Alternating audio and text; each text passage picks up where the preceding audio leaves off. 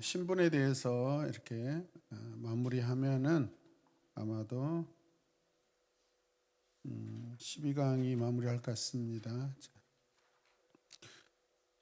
그림을 보시면은요 뭐라고 되어 있어요? 예수 그리스도의 낮아지심과 높아지심께서 비하와 승기, 이걸 잘 이렇게 외워놓으시길 바랍니다. 제가 굉장히 예수님 만나고 나서 예수님에 관해 이렇게 알아갈 때 이 표가 되게 저에게는 큰 은혜가 됐어요. 그래서 우리도 이 지금 낮아지심과 높아지심의 그 그림을 쭉 있다가 옆 사람하고 같이 이렇게 순서를 한번 쭉 이렇게 한번 해보도록 할 텐데 잘 기억 한번 하시길 바랍니다. 자, 함께 고백할까요? 예수 그리스도의 낮아지심과 높아지심, 네, 비하와 승기. 주님이 어떻게 낮아지신가 보겠습니다. 처음에는 어떤 위치셨어요? 하나님이셨다가 출생하시고 계속 내려오시죠. 그 다음에 고난 당하시고 죽으시고 장사되고. 자, 이 장사는 이 땅에서 이제 마지막 신분이셔요. 그 다음에 어떻게 해요? 다시 이제 올라가시는데 부활하시고 승천하시고 영광을 받으시고 재림주로 다시 오시고, 이걸 순서를 쭉 잘 외워놓으시길 바랍니다. 이것만 가지고 우리가 예수님에 대해서 설명해도 복음을 잘 증거하게 되는 줄로 믿습니다. 자, 그리스도의 낮아지신, 같이 읽을까요? 그리스도의 낮아지신 신분은 그리스도께서 율법 아래 처하심으로써 율법 아래에 있는 죄인을 구속하려 하는 자기 낮추심의 상태이다. 왜 내려오셨어요? 예수님께서 율법 아래에 있는 죄인들을 구속하시려고, 그 율법 가운데 이렇게 본인이 친히 놓이게 되셨다는 거죠. 자, 그리스도의 성육신, 그 표에 보면 어디죠? 그림에서 두 번째 출생의 부분이죠. 출생의. 지난번 우리 아이자야 컨퍼런스 갔다 오신 분들, 프란세스 챔 목사님께서 그 마리아의 몸에 자궁에 예수님께서 잉태하시는 것은 어떤 의미라겠죠? 하나님의 말씀이 마리아의 몸에 들어와 계신다는 건데, 그게 구약적인 상황으로 보면은 하나님의 말씀, 즉 법궤가 마리아의 몸에 들어와 있다는 거죠. 만약에 이것을 인식하고 이해하게 된다면 어마어마한 사건이죠. 인간에게 처음 있는 사건이죠. 인간의 몸에 법궤가 이렇게 임재하셨다, 놓이셨다는 것은, 그래서 사람들이 나중에 이 사실을 알게 되었을 때 이 법궤와 마리아의 거룩함으로 잉태하심의 그 사건을 연결했을 때 마리아를 존중하지 않을 수 없게끔 그렇게 되었다라고 그렇게 말씀하셨습니다. 자, 성육신은 제2 하나님이신 그리스도께서 사람의 몸을 입고 이 땅에 오심을 말한다. 1위, 2위, 3위라는 것은 구원에 관하여 사역적인 순서를 지금 이렇게 말하는 것입니다. 하나님의 어떤 그 직분의 어떤 크고 작음의 그 말하는 것이 아니라 사역의 순서를 이렇게 말씀하고 있으니까 오해하지 않으시면 좋겠습니다. 자, 말씀이 육신이 되어 우리 가운데 거하시게 된 것이 예수 그리스도의 성육신입니다. 그분은요 근본 하나님의 본체신데 하나님과 동등됨을 취할 것을 여기지 아니하시고, 오른쪽 말씀을 보면은 오히려 자기를 비워 낮추시고 종의 형체를 가지시고 사람들과 같이 되셨다라고 바울이 그렇게 고백하고 있습니다. 두 번째는 같이 읽을까요? 그리스도가 성육신한 목적은 자기 백성을 구원하기 위함이라. 그러니까 뭐죠? 예수라는 이름 자체가 그 이 땅에 오신 예수님의 목적이죠. 네. 이마누엘도 마찬가지고 자기 백성을 그들의 죄에서 구원하시기 위해 오셨죠. 자, 그런데 우리가 이 예수님이 오셨다라고 할 때 성경에 아주 좋은 표현들이 있는데요. 어떤 표현이냐면 때가 참에라는 그런 표현들이 있습니다. 때가 참에 하나님이 그 아들을 보내셔서 여자에게서 나게 하시고 창세기 3장 15절 원시복음 말씀 연결이 되죠. 율법 아래에 나게 하신 것은 이게 지금 갈라디아에 있는 말씀입니다. 자기 백성을 저희 죄에서 구원하시기 위함이다. 저를 믿는 자마다 멸망치 않고 영생을 얻게 하려 하심이라. 어디 말씀이에요? 요한복음 3장 16절 말씀이죠. 자, 그리고 그리스도께서 우리를 위하여 저주를 받은 바 되사 율법의 저주에서 우리를 속량하셨으니 구원하셨으니 기록된 바 나무에 달린 자마다 저주 아래에 있는 자라 하였습니다. 구원과 속량은 뭐 결과적으로는 같은 의미지만은 과정으로 봤을 때는 조금 더 다릅니다. 속량은 뭐죠? 자유를 위해서 그 자유의 대가를 지불하는 것이죠. 속전, 속량, 돈을 지불하는 것입니다. 대가를 지불하는 것이죠. 누가 지불하시죠? 예수님께서 지불하시는 것이죠. 그 다음에 세 번째 보자. 같이 읽겠습니다. 그리스도의 성육신은 자기 비하의 극치였다. 극치였다. 자, 그리스도의 성육신은 하나님의 본체이신 그리스도께서 하나님과 동등됨을 취할 것을 여기지 아니하시고 자기 자신을 비워서 종의 형체를 가지셨는데 바로 사람들과 같이 되셨다는 것이죠. 그래서 이런 사실만으로도 하나님이신 예수님이 얼마나 자기 비하의 극치의 모습을 보여주시는가, 이런 모습이라는 것이죠. 그 다음에 두 번째로 가겠습니다. 자, 두 번째 그리스도의 고난입니다. 자, 하나님이신 예수님 그 다음에 출생하셨고 그 다음에 어디로 가셔요? 고난으로 지금 내려가십니다. 자, 그리스도는 전생애 동안 고난을 받으셨다. 고난을 받으셨다. 이게 어떤 의미일까요? 사람으로 생각하시면 안 됩니다. 예수님 한때는 뭐 기쁘고 즐거우셨지 않겠습니까?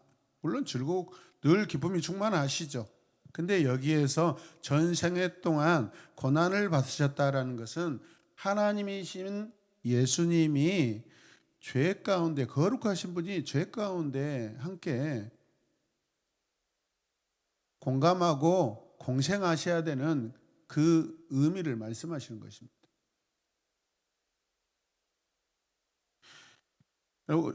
여러분들이 만약에 지금 자유의 몸이에요. 그런데 여러분들이 갑자기 어느 날 갑자기 큰 마음을 먹고 광주 교도소에 유치장이 아니라 광주 교도소에 그 안에 이렇게 들어가서 한 달을 사신다고 생각해 보세요. 마치 이런 것과 같습니다. 자유하실 수 있는 분이 자유할 수 없는 공간에 들어가시는 것이죠. 그 상황에 처하는 것이죠. 그것을 우리는 전생에 고난 받으셨다라고 그렇게 의미를 그렇게 부여하는 것입니다. 믿으십니까? 자, 그래서 예수님이 그분의 생애 말기에 와서 이제 자기가 예루살렘에 올라가 장로들과 대제사장들과 서기관들에게 많은 고난을 받아서 죽임을 당하시는데 사흘 만에 살아나야 할 것을 제자들에게 계속해서 가르치시죠. 그것 때문에 종종 예수님의 이 땅의 말년의 고통이 그가 받으신 고난의 전부였다고 생각하는 그런 오류가 생기는데 그렇지 않다라는 것입니다. 예수님께서 여자의 몸에 잉태되시는 그 순간부터 인생의 고난 가운데 계셨다라고 우리가 그렇게 신학적으로 우리가 의미를 부여해야 된다는 것이죠. 이해되십니까? 자, 그래서 하나님신 그리스도가 사람의 몸을 입고 이 땅에 오신 그 자체가 고난의 시작이고요. 거기 써놓으십시오. 예. 성령으로 잉태하심이 고난의 시작이다. 그 다음에 이 땅에 그리스도가 오셨는데 사람들이 그를 영접해요, 안 해요? 영접하는 사람들이 아무도 없습니다. 예. 하나님이신 예수님을 영접하고 경배해야 되는데 이런 부분들이죠. 여기에서 하나님이 신 예수님께서 외톨이가 되시고 따돌림을 당하시고 고립을 당하시고, 그러니까 이게 무슨 뜻이죠? 영광 받으시고 경배 받으실 분이 전혀 그렇지 못한 대우를 받고 계신다라는 것이죠. 그 다음에 죄 없으신 그리스도가 죄를 가지고 있는 죄인들과 어울려 사셔요, 안 사셔요? 사셔요. 그것도 고난이셔요. 얼마나 사랑이 크십니까? 하나님은 죄인들과 같이 할 수 없다고 했는데 자기의 아들을 이 땅에 보내셔서 죄를 가지고 있는 사람들과 같이 사시는 것, 어마어마한 하나님의 사랑이죠. 하나님의 희생이시고 사랑이시고. 자, 그래서 죄 없으신 그리스도께서 죄인들의 죄를 또 짊어지고 어디까지 가셔요? 십자가에 죽으신 고난까지 또 가십니다.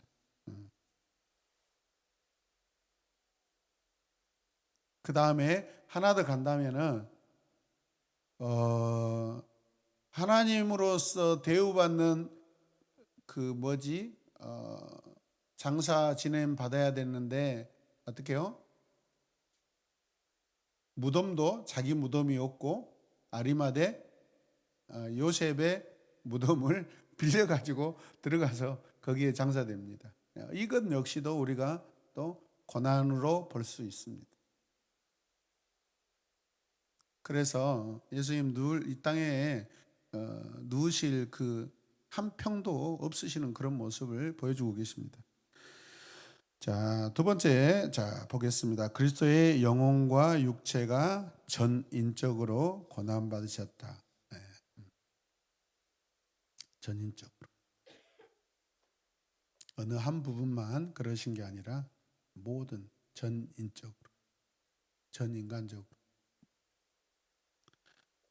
자, 그래서 주님이 그 죄에 대한 표현을 어떻게 하십니까? 이 땅에 오셔서 주님이 죄 가운데 사시는 모습을 어떻게 보여주냐면 겟세마네 동산에 올라가셔서 기도하실 때 탄식하시고 우시잖아요. 슬퍼서 우십니까? 아니죠. 인간의 죄를 보시고 죄를 짊어지고 살아가는 인간들의 모습을 보고 고통스러워하시죠. 너무나 가슴 아파하시죠. 그걸 고뇌하신다라고 하죠. 거기에서 예수님의 영혼이 심히 고민하여 죽게 되었다라고 그렇게 또 말씀도 하십니다. 그리고 나중에 육체가 채찍질 당하고 십자가에 못 박혀 죽으시기까지 고난당하시죠.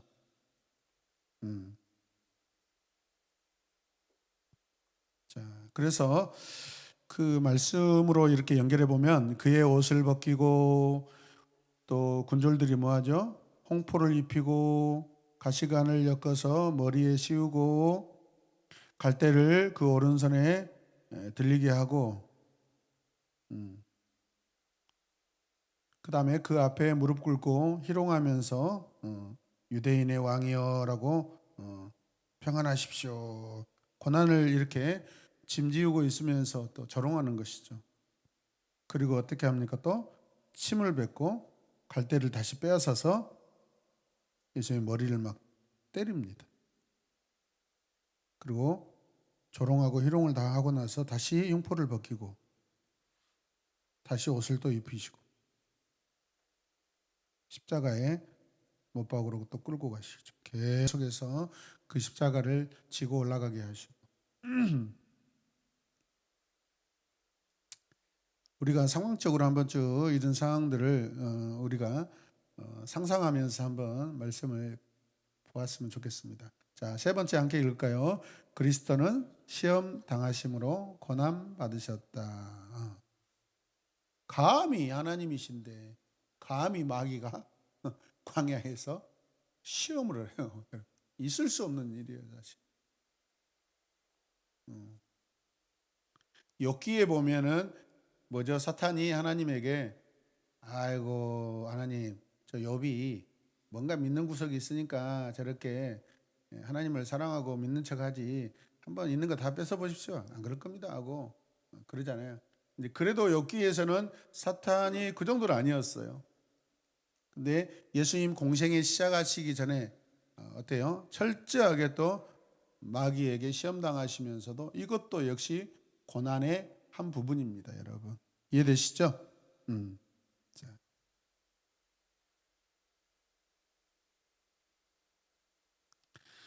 자, 여기에서 예수님이 고난 당하신 목적 중에 하나가 또 무엇이냐면 체휼한다라는 거죠. 체휼. 긍휼은 우리에게 베푸시는 것이고 체휼은 감당하시는 것입니다. 스스로가 육체에 감당하시는 것입니다. 체휼하신다는 거죠. 이게 이제 직분상 어떤 모습이냐면 대제사장의 직분입니다. 백성들의 죄를 끌어안는 것을 체휼이라고 하는데 예수님께서 이 땅에 오실 때 뭐죠? 왕이시고 선지자이시고 대제사장의 삼중직으로 오셨는데 바로 대제사장으로서의 모습은 바로 죄인들의 죄를 체휼하시는 것, 몸으로 직접 감당하시는 것. 이게 대제사장의 직분입니다. 자, 그다음에 세 번째 가겠습니다. 자, 그리스도의 죽으심. 자, 구세주의 이 고난은 마침내 죽음으로 이제 끝내시는데 마태복음 27장 46절에 보면 제9시쯤에 예수께서 크게 소리질러 이르시되 엘리 엘리 라마 사박다니 하시니 이는 거 나의 하나님 어찌하여 나를 버리셨나이까. 그런 뜻이죠. 자, 그리고 나서 예수님의 영혼이 떠나가시다라고 그렇게 또 성경이 기록하고 있습니다. 그리스도의 죽으심은 고난의 뭐예요? 최절정이다. 우리의 죽음은 최절정이 될 수 있어요? 없어요? 없습니다. 왜죠? 우리는 우리 자신의 죄로 인하여 죽기 때문에. 근데 예수님은 죄 없으신 분이 죽으시기 때문에 그렇습니다. 그리스도의 죽음은 일반적인 인간의 죽음과 같다 다르다? 다르다라는 것입니다. 자, 1번 같이 읽겠습니다. 혹가로 1번 같이 읽까요? 인간의 죽음은 범죄의 결과로 주어진 데 반해 예수 그리스도의 죽음은 자신의 죄와는 전혀 관계가 없는 죽음이었다. 그렇습니다. 그 다음에 두 번째 또 읽겠습니다. 그리스도께서 죽으신 것은 자신의 죄 때문이 아니라 인류가 범죄한 대가를 지불하기 위함이었다. 아멘. 자, 그 다음에 세 번째, 하나님은 예수 그리스도가 온 인류를 대표하여 죄악의 삭신 사망을 지불하도록 사법적인 형벌을 부과하셨다. 사법적인. 자, 그래서 그리스도께서는 자연적이거나 우발적인 죽음을 이렇게 맞이하지 아니하시고 또 어떤 자객의 어떤 강도의 손에 살해당하지도 않으시고 또 병으로 죽지도 않으시고 법정의 판결에 의해 돌아가시게 된 것입니다. 이게 굉장히 중요합니다, 여러분. 그래서 우리가 성경의 예언대로 예수님께서 팔리시고 배신당하시고 그렇게 죽으셨죠. 그렇다고 예수님을 팔아먹은 누구죠? 가롯 유다. 유다가 예수님을 죽였다라고 표현하지는 않습니다. 예수님의 죽음의 상황이 가롯 유다가 이렇게 자기의 죄로 인하여 개입되는 것을 볼 수, 전형적인 우리 인간의 모습입니다. 그래서 예전에도 말씀드렸지만 가룟 유다 아니면 예수님 죽지 않고, 가룟 유다 아니면 예수님께서 십자가 구원 완성하지 못했다라고 이렇게 해석하는 사람들도 있습니다. 그것은 하나님의 큰 계획을 모르기 때문에 이렇게 말하는 것입니다. 모든 것은 하나님의 계획 안에 다 있습니다. 가룟 유다가 아닐지라도 다른 사람 통해서 또 계속해서 예수님은 마땅히 말씀을 이루시기 위하여 또 다른 사람으로 인하여 고난을 받으시고 팔리시고, 이게 어떤 의미죠? 그 예수님이 인간이 얼마나 죄악스럽고 포악스럽고 죄를 저지르고 있는가라는 모습을, 인간의 죄의 절정들을 보여주고 있는 모습이 가룟 유다의 모습입니다, 사실.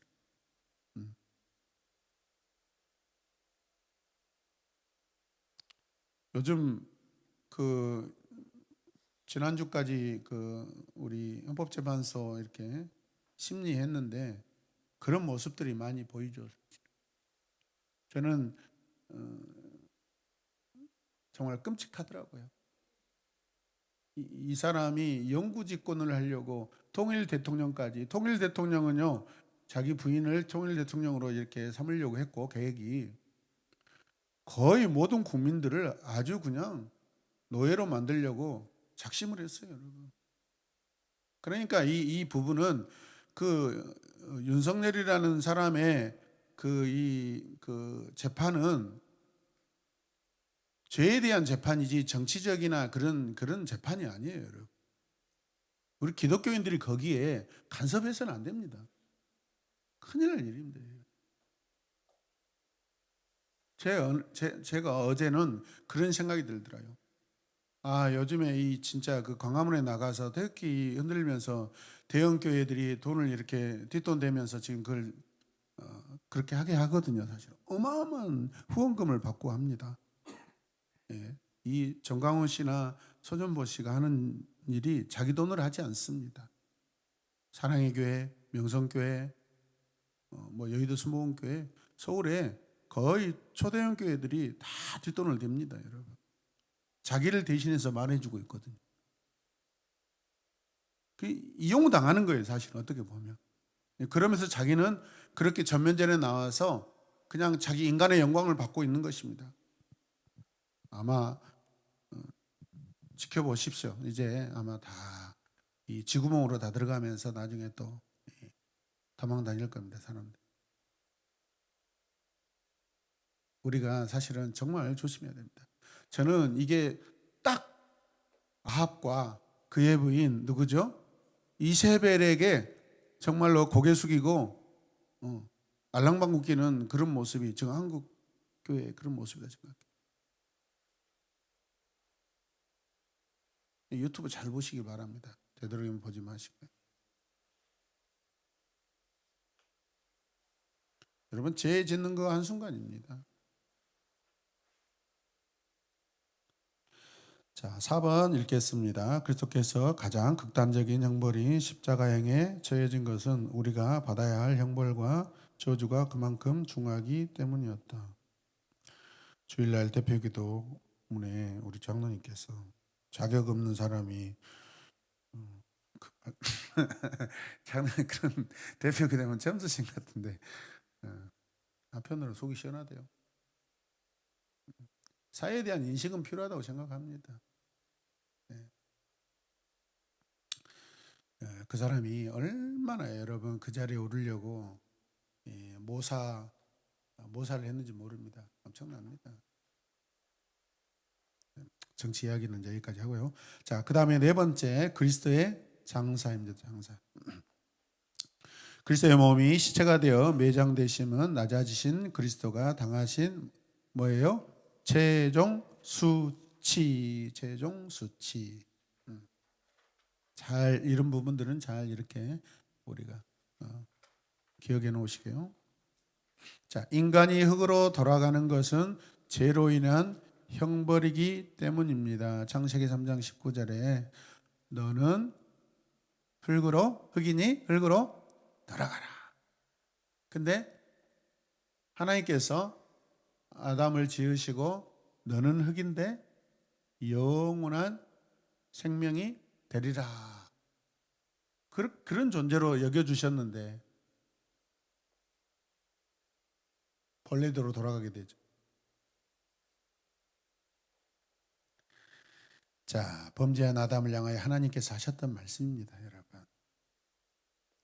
자, 두 번째 보겠습니다. 성경이 그리스도께서 무덤에 머무르신 것이 수치임을 명백히 암시하고 있기 때문입니다. 본래 하나님은 어디 계셔야 되죠? 하늘에 계셔야 되죠. 맞습니다. 하늘에 계셔야 돼요. 하늘에 계셔야 돼요. 공간적인 의미도 있지만은 관계적인 의미로서 인간이 범접할 수 없는, 닿을 수 없는 그 공간인 이 하늘에 계셔야 될 분이 지금 땅의 관에 지금 거기에 갇혀 계셔요. 자, 나아가겠습니다. 그리스도의 높아지신 이제 신분, 이제 여기서부터 뭐죠? 승귀로 갑니다. 승귀로 갑니다. 잠깐만요.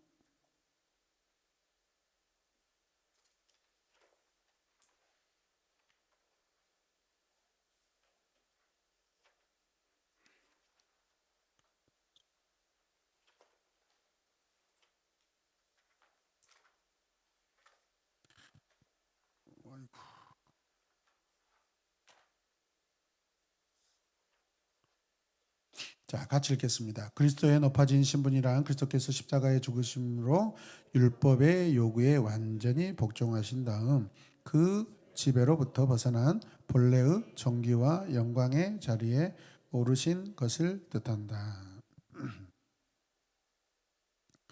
자, 이제 승기의 첫 번째인 부활로 가겠습니다. 자, 같이 읽겠습니다. 예수 그리스도는 예수님 자신의 예언과 성경의 예언대로 부활하셨다. 성경의 예언대로 말씀 성취입니다. 약속 성취, 언약의 성취. 예수님 자신이 예루살렘에서 그 예루살렘에 올라간 장로들과 대제사장들과 서기관들에게 많은 고난을 받고 죽임을 당하고 사흘 만에 살아나야 할 것을 계속해서 제자들에게 이렇게 가르치셨습니다. 그러면서 어떤 말씀을 하셨죠? 너희가 이 성전을 헐라 내가 며칠 만에 일으키라 하죠? 사흘 만에 일으키라. 여기서 사흘이라는 것은 예수님 죽으셨다가 살아나신 그 시간을 말하죠. 3일의 그 시간들을 말하죠. 부활의 시간들을 말하죠. 자, 그래서 이것 때문에 유대인들이 어마어마하게 지금 열이 받죠. 왜요? 자기들은 이 성전을 지었는데 어마어마한 시간들을 쏟아붓고 여기에 하나님의 임재, 여호와의 임재의 거룩한 성전이라고 생각했는데 이것을 헐어버린다고 그러고 헐고 나서 3일 만에 다시 짓겠다니 얼마나 유대인의 역사를 조롱하는 것일까. 자존심이 아주 팍팍 상하죠. 이거는 뭐 듣고 싶지도 않는 말이겠죠, 그들에게. 이런 것들이 사실은 예수님을 모르니까 이렇게 오해를 하게 되고 이해를 하게 되는 것이죠.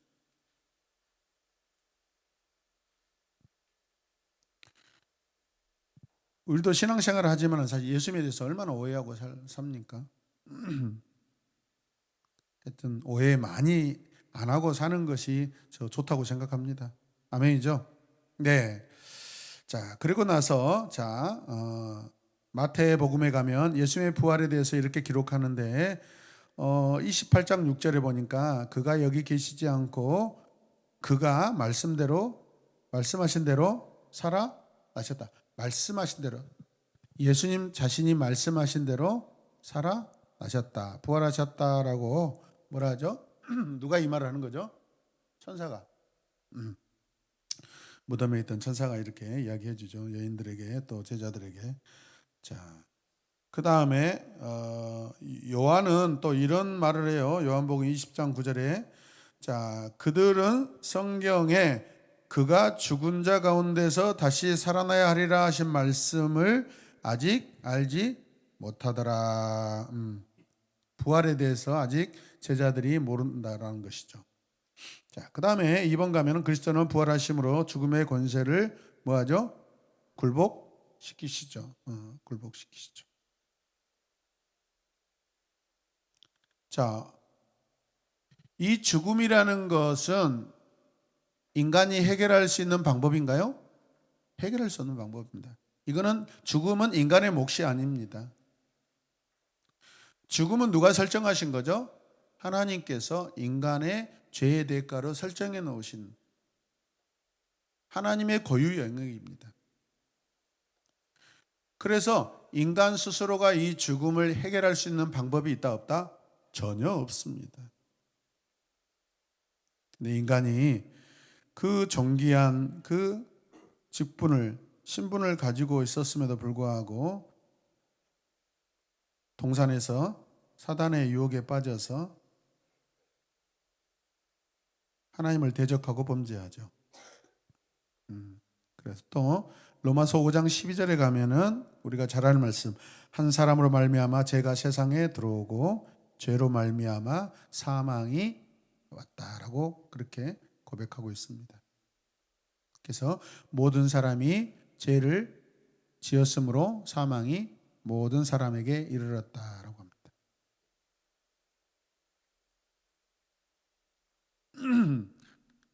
자, 예수님이 십자가에 못 박혀 죽으실 때 사탄은 자신이 승리했다고 생각했을지 모르죠. 그래서 우리가 패션 오브 크라이스트 영화를 보면 그게 어디서 표현인데요? 예수님께서 탁 죽음을 완전히 이렇게 맞이하실 때 좌우에서 눈물 한 방울이 뚝 떨어지는데 옆에서 사탄이 절규를 해버리죠. 자기가 이겼다고 생각했는데 아닌 거죠. 하나님의 그 눈물이 뚝 떨어질 때. 하여튼 사탄도 오해했습니다. 잘 모르는 거죠, 하나님에 대해서. 자, 예수님 십자가에 못 박혀 죽으실 때 사탄이 자신이 승리했다고 생각했을 수 있는데 큰 오해입니다. 자, 그러나 예수님이 죽음을 정복하시고 극복하시고 부활하심으로 사탄은 완전히 패배를 맛보게 됩니다. 바울은 완전히 패배한 사탄을 조롱하듯이 사망이 이김에 삼킨 바 되리라라고 이렇게 표현합니다. 사망아 너의 이기는 것이 어디 있느냐? 사망이 있다 없다? 없다라는 것이죠. 그리스도 앞에 사망이 없다라는 것입니다. 사망아 너의 쏘는 것이 어디 있느냐? 사망에 쏘는 것은 죄요. 죄의 권능은 율법이라. 우리 주 예수 그리스도로 말미암아 우리에게 뭘 주셔요? 이김을 주셨다. 그래서 하나님께 감사하노라라고 합니다. 할렐루야. 예. 세 번째 같이 읽겠습니다. 그리스도는 부활하심으로 그가 하나님의 아들이심을 확증하셨다. 부활하심으로. 이 땅에 죽으면서 부활할 수 있는 사람이 누가 있어요? 하나님이신 예수님밖에 없죠. 자, 네 번째, 그리스도는 영화된 몸을 입고 부활하셨다. 영화. 자, 성화와 영화의 차이는 뭐죠? 성화는 이 땅에 인간이 하나님을 닮아가는 모습 과정이라면 영화는 성화를 마무리하고 영원한 한나라에 들어가서 영광스러운 변화를 맞이하는 것입니다. 그래서 성화는 이 땅에서 우리가 하는 것이고 영화는 하늘에 올라가서 경험하는 것입니다. 이걸 잘 구별하시길 바랍니다.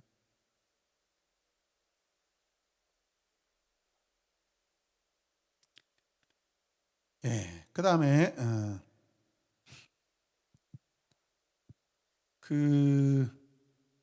예수님께서 영화의 한 모습을 보여주시는 것이 어떤 장면이죠?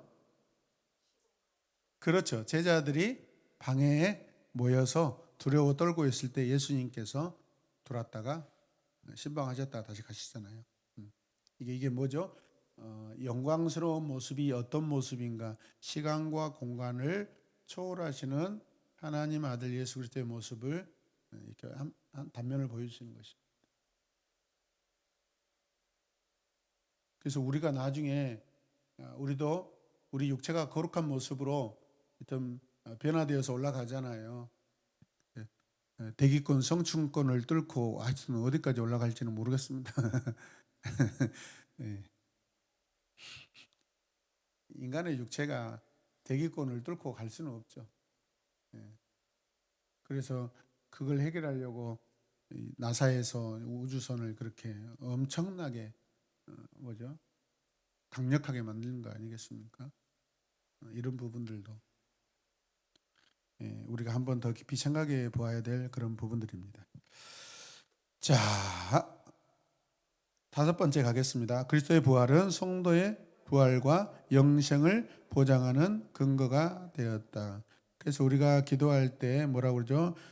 그리스도의 부활은 첫째 부활이고 우리의 부활이 이제 그분을 따라 둘째 부활이죠. 자, 한 개인의 부활을 우리가 그 뭐죠? 신학적으로 우리가 이렇게 규정해 보면은, 자, 우리가 지금 첫 번째 부활 했어요, 안 했어요? 우리 첫 번째 부활 했어요, 안 했어요? 했어요. 사망에서 건진 받았잖아요. 그게 첫 번째 부활이에요. 두 번째 부활은요?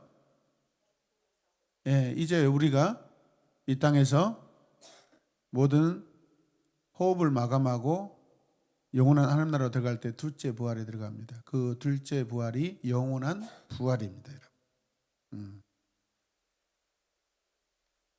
뭐 부활이 첫째 부활이냐 둘째 부활이냐 그렇게 오해하지 마시고 이렇게 신학적으로 그렇게 이해하시면 됩니다. 그러면 이 땅에서 첫째 부활을 경험하지 못한 사람은 둘째 부활도 있다 없다? 없습니다. 그래서 우리가 전도할 때 우리 사랑하는 자들에게 부활하셔야 됩니다. 새로운 삶으로 새로운 생명으로 부활하셔야 된다라고 그렇게 우리가 권면하는 것도 좋은 어필이라고 생각합니다. 예수님 안 믿으면 지옥 가요 하는 것보다는 부활에 대한 소망을 주는 것, 영광스러운 능력이 우리에게 있지 아니하고 그리스도를 믿으면 그 능력으로 말미암아 우리가 부활할 수 있습니다라고 소망의 전도를 하는 것도 좋다고 생각합니다. 자, 이제 여섯 번째로 가겠습니다. 자, 그리스도의 부활은 십자가와 함께 기독교 복음의 근본적 진리가 되었다. 그리스도의 부활은 십자가와 함께 기독교의 복음의 근본적 진리가 되었다. 자, 고린도전서 15장 14절 15절 한번 읽어볼까요? 만일 다시 살아나지 못하셨다면 우리가 전파하는 것도 헛것이요 또 너희 믿음도 헛것이고 또 우리가 하나님이 그리스도를 다시 살리셨다고 증언하였습니다. 만일 죽은 자가 다시 살아나는 일이 없으면 하나님이 그리스도를 살리지 아니하셨으리라. 네, 그리스도가 사셨기 때문에 우리도 살 줄로 믿습니다. 자, 그 다음에 이제 승천으로 가겠습니다. 그리스도의 승천. 자, 그리스도의 승천은 가시적인 승천이었다. 눈에 보이는, 눈에 볼 수 있는, 사람들이 볼 수 있는. 자, 그리스도께서는요, 부활하시고 나서 며칠 동안 이 땅에 계셨죠? 40일 동안 계셨습니다. 부활하신 모습을 친히 보여주셨어요. 몇 명에게? 500여 명의 제자들을 보는 가운데. 그리고 감람산에서 승천하십니다.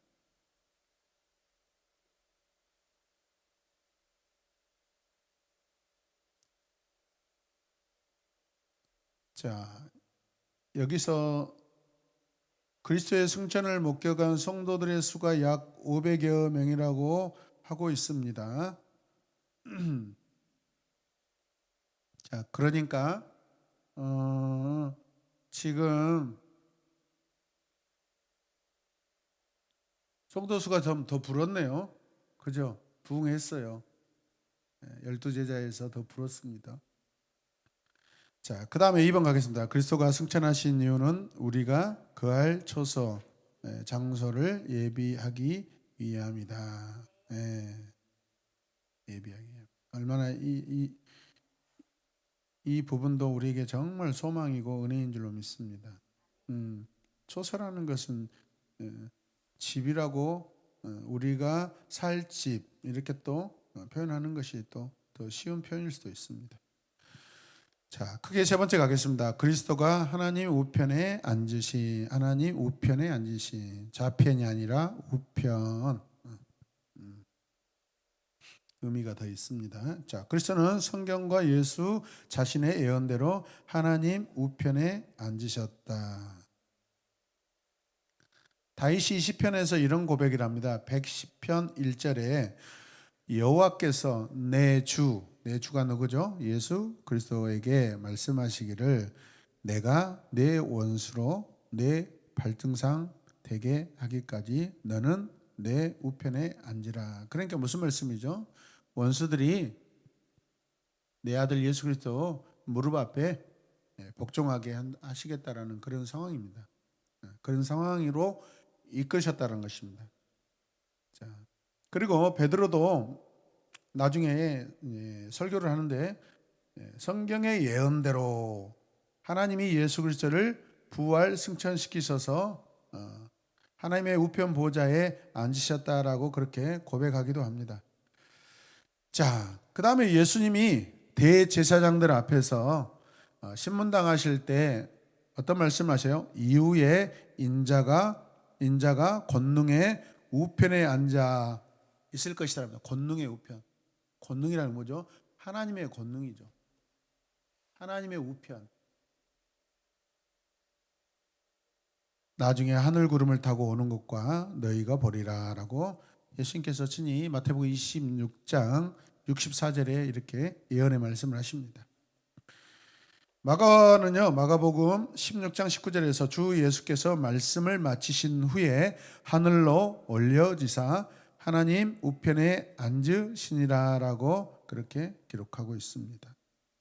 예수님의 부활 승천이 지금 말씀대로 이루어졌다라는 것을 지금 성경 기록자들을 통해서 다 기록하게 하십니다.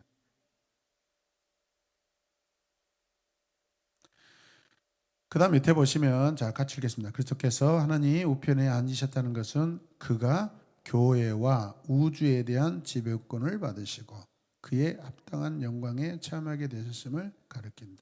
이제 통치자로 관리자로 또 모든 것을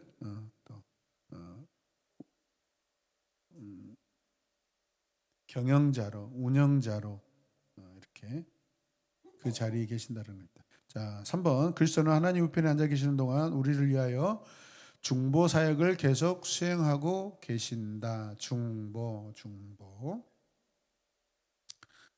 우리 교단에서는 이제 이 중보라는 것은 누구에게만 이렇게 해당되게 하셨어요? 예수님에게만. 그다음에 박혔는데 좀 불편해요. 뭐라 하죠? 도구. 도구. 한자로 도구라고. 기도가 다르다는 거죠. 근데 그러면 우리는 도구보다는 뭐라고 쓰는 게 차라리 편하냐면 중보적 기도 이렇게 하는 게 좋습니다. 차라리 쉽게. 우리는 예수님이 중보자가 되시는데 우리는 예수님의 그 중보적 기도를 우리가 이렇게 하자.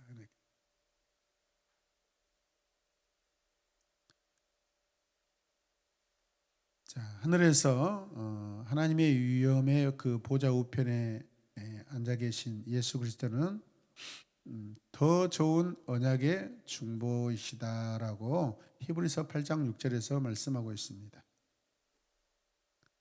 우리를 위하여 간구하시는 자로 이렇게 우리를 위하여 기도하시는 자로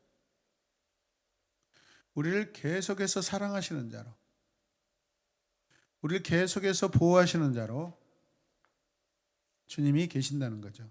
믿으십니까? 네. 그 다음에 또 4번 읽겠습니다. 하나님 우편에 앉으신 예수는 성령을 파송하여 교회를 통해 백성을 부르신다. 자, 제 1위 아버지 하나님, 2위 성자 예수님, 그 다음에 성령이 3위 하나님, 3위 위격으로. 자, 성령도 마찬가지입니다. 자, 예수님이 이 땅에 계실 때, 이 세상을 떠나기 전에 제자들에게 성령을 보내주시겠다고 약속하셨습니다. 요한복음에서. 그래서 성령이 오시면 영원토록 너희와 함께 있으리라라고 말씀하십니다. 자, 다시 우리가 한번 정리해 보겠습니다. 자, 하나님은 예를 들어서 구원론적인 구원의 측면에서 봤을 때 구원을 창조하시고, 그죠?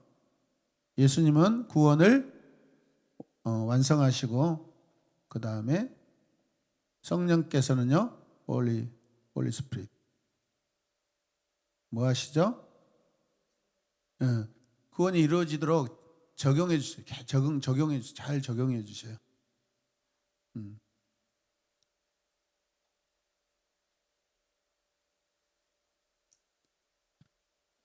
자, 그래서 우리는 지금 이 시대에 성령의 시대에 살고 있는데, 성령이 우리가 하는 기도, 우리가 소망하는 것들을 잘 우리 이웃들에게 적용되고 알려지도록 성령님을 잘 이렇게 성령님께 부탁을 많이 하셔야 돼요. 간구를 많이 하셔야 돼요.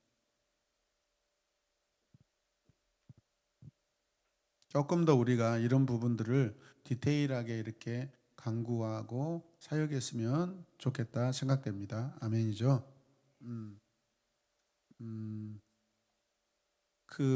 이번에 캠프 참여한 염산대교에 최근에 교회를 나온 지 몇 주 안 됐대요. 엄마하고 이렇게 교회를 나오게 됐는데, 계속해서 이제 아마 나대배에 참석했나 봐요. 근데 맨 뒷자리에 앉아가지고 항상 이렇게 예배도 잘 드리지 않고 엄마 옆에 앉아서 이렇게 그냥 시간만 보내다 갔는데, 우리 캠프에 참석했대요. 캠프 참석하고 갔는데 돌아오는 주일날요, 맨 앞자리에 앉더래요. 혼자서. 박수 한번 쳐줄까요? 우악해서 제가 우리 서목사님한테, 목사님 우리 아이들 이번에 캠프 끝나고 뭔 변화가 있습니까? 했더니 이야기를 딱 해주더라고요. 와, 그렇죠. 얼마나 감사합니까? 하여튼 그래서 제가 에비니하고 이렇게 가끔 통화하면서 한번 이런 이야기를 한 적이 있어요. 아빠, 왜 우리 교회는 이렇게 숫자적으로 부흥이 안 되지? 야, 우리 교회는 숫자로 부흥 안 되는 교회야. 숫자로 부흥된다고 생각하면 큰 오산이다. 너 낙심한다. 숫자적인 부흥은 하나님이 하시지. 일반적으로 우리 교회는 숫자가 막 어중이 떠중이 여러 일반적인 사람들이 몰려오는 교회 아닙니다. 왜 그렇죠? 훈련하고 사역하는 교회라. 병들이 1년에 한 번씩 훈련 받으러 가는데 어디죠? 유격장. 예, 우리는 마치 유격장 같습니다. 유격장은 일반 군인들도 오기 싫어하는 곳입니다. 그런데 적어도 우리 교회 왔다라는 것은 적응을 잘하면 퍽퍽퍽퍽 성장하는데, 적응 못하고 많이 떠나가죠. 사실은 저는 어쩔 수 없다고 생각합니다. 최선을 다하지만은 적응 못하면 어쩔 수 없죠. 다만 하나님께서 우리 교회를 통하여 전국의 청소년들을 많이 부흥시키고 계십니다. 저는 이것도 우리 교회를 통해서 하나님이 하시는 전도이시고 영혼 구원이라고 생각합니다. 아멘입니까? 교회를 세우고 예배를 세우고 사역자를 세우고 있잖아요. 우리 교회만을 위한 교회가 아니라는 것이죠, 여러분. 근데 요즘에 또 감사하잖아요. 우리 저희랑 성도를 통해서 애들이 오고 놀랍습니다. 1년에 5명도 안 와요, 사실 우리 교회가. 근데 우리 다음 세대 기도에 딱 시작하고 나니까 어찌됐든 계속 빼먹고 있지만은, 선포만 해도 이렇게 온다니까요. 아멘. 그래서 잘 이렇게 양육하게요. 잘 양육. 여기서 양육을 잘해는 요즘에 제 양육의 대상은 지성이하고 대성입니다. 동아는 졸업했어요. 동아는 졸업했어요. 근데 하여튼 하나님이 맡겨주신 영혼들 사랑으로, 그리고 어제 제가 부탁드렸지만은 영적인 것도 정확한 루틴이 필요합니다. 우리 인간이 교회 생활을 하지 말고 교회만 다니지 말고 뭐가 돼야 돼요? 교회가 돼야 돼요. 함께 고백할까요? 교회만 다니지 말고 교회가 되라. 그죠? 우리가 교회가 돼야죠. 근데 교회만 다니는 영혼들이 있잖아요. 네, 교회가 되게끔 우리가 그리스도의 사랑으로 잘.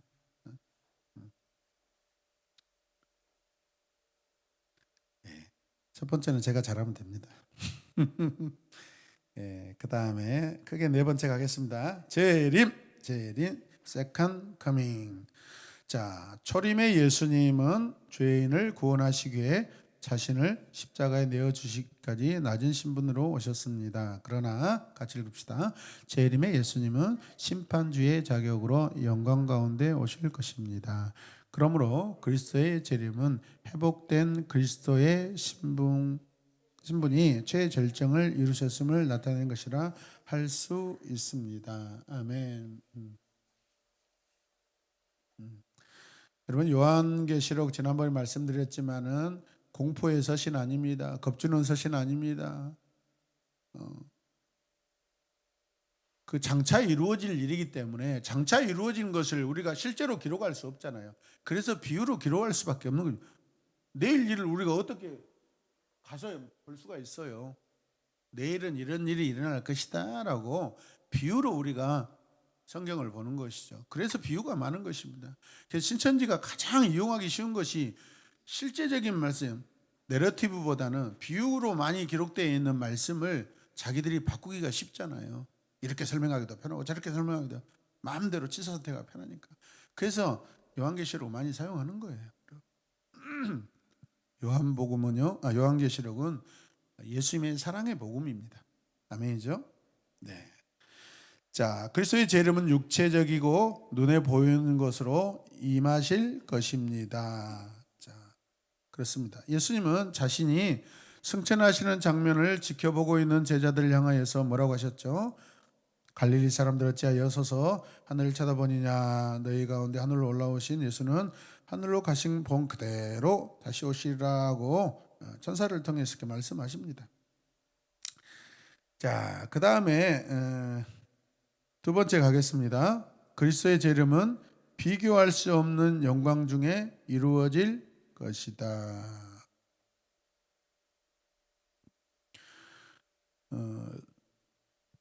주께서 호령과 천사장의 소리와 하나님의 나팔 소리로 친히 하늘로부터 강림하실 것이며 인자가 구름을 타고 능력과 큰 영광으로 오는 것을 볼 것이다 라고 하였습니다. 마지막 날에 악한 자들의 운명이 어떻게 돼요? 공통적인 운명이 한 장소에 모이게 됩니다. 연합군을 형성해요. 큰 세력을 이렇게 만들기 시작합니다. 하나님을 대적하려고. 다시 오실 예수님을 대적하려고 큰 무리를 이루는데, 그런데 주님 편에서는 흩어져 있는 사람을 쫓아가서 하나씩 잡는 것보다 한 장소에 모여있는 한 번에 끝내는 게 더 쉽죠. 이게 악한 자들, 사탄의 무리 자충수입니다. 스스로 망하는 것. 여러분, 요즘에 그 광화문파하고 세이브 더 코리아가 지금 완전히 싸우고 있습니다. 저는 이것 보고 영락없이 악한 자들이 성경의 말씀대로 참 스스로 영광받다가 스스로 참 자멸한다, 스스로 싸운다, 그렇게 생각합니다.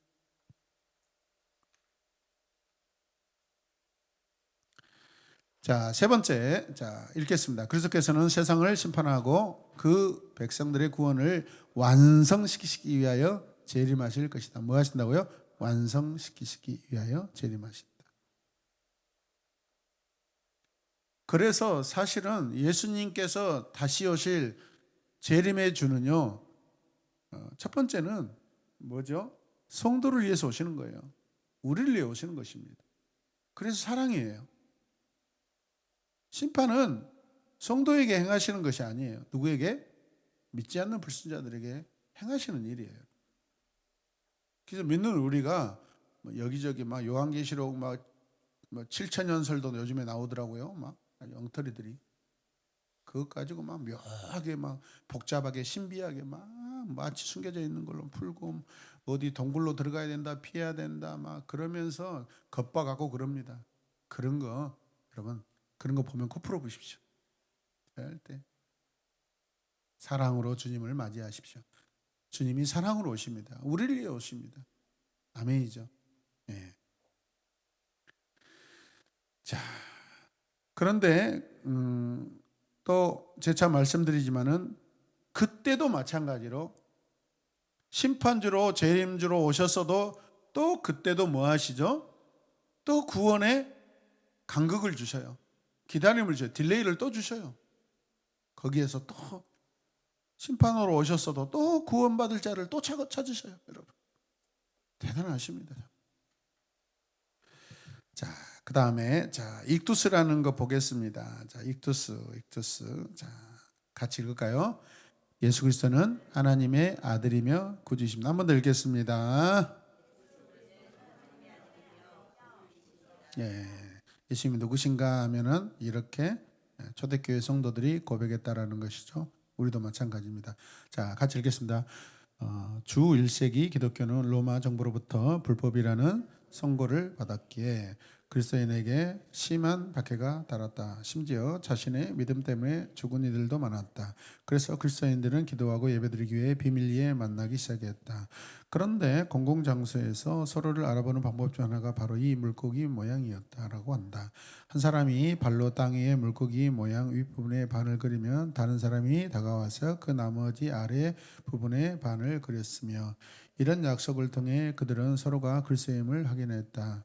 자, 이 물고기 모양의 아이디어는 고대 그리스어에 쓰인 문자의 두 문자어로부터 만들어졌다. 그래서 익투스라는 것이 물고기라는 일차적인 의미인데 그 한 자씩 한 자씩 따지고 들어가면 뭐예요? 자, 익투스의 이에수스, 자, 크리스토스, 그 다음에 데오스, 그 다음에 히오스, 소테리아. 자, 저부터 하겠습니다. 이에수스, 크리스토스, 데오스, 히오스, 소테리아.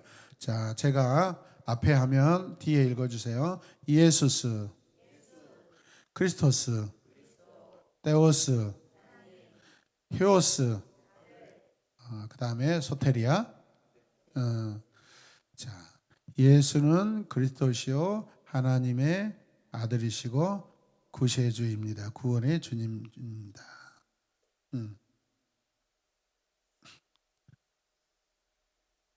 자, 한번 써보실래요? 아이 한번 써보십시다.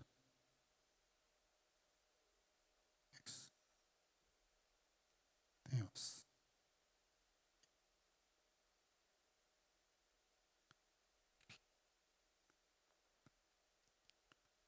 여러분은 한 1분 만에 훌륭한 헬라어를 지금 하고 계십니다. 대단하십니다. 자,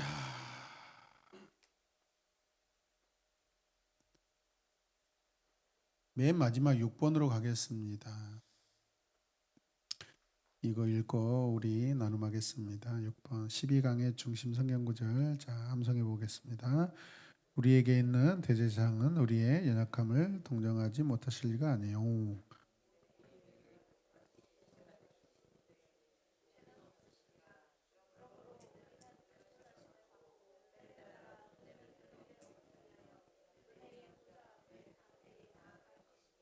네. 여기서 동정이란 말 다른 말로 바꾸면은 뭘로 바꾸면 좋을까요? 몇 가지 있죠. 공감도 가능하고 또요 감당, 담당 뭐죠 또? 또 같이 연약함을 같이 하지 못하실 리가 아니에요. 이렇게. 음. 자, 그 빈 공간에다가 우리 자 앞에 보지 말고 그리스도의 비하와 승기 한번 왼쪽부터 이렇게 그립시다. V자를 일단 그리고 V자를 그리고 맨 아래가 뭐죠? 장사, 천하장사 예수 그리스도. 그 다음에 쉽게 갑시다. 맨 왼쪽 시작이 뭐예요? 하나님, 하나님. 그 다음 맨 오른쪽 끝이 V, 재림. 자, 그 다음에 채워봅시다. 자, 하나님이 어떻게 출생하시고 성령으로, 그 다음에 고난당하시고, 그 다음에 죽음당하시고, 그 다음에 장사됐다가 다시 부활하시고, 또 승천하시고, 영광 받으시고, 재림하신. 좋습니다. 딱 예수님 여러분 다 완성돼 버렸어요. 이제 더 이상 예수님에 대해서 모를 것이 없습니다. 너무 쉽죠? 왼쪽은 비하인데 그 위에다 하나 더 써놓으세요. 자기 비하. 자기 비하. 예수님의 자기 비하.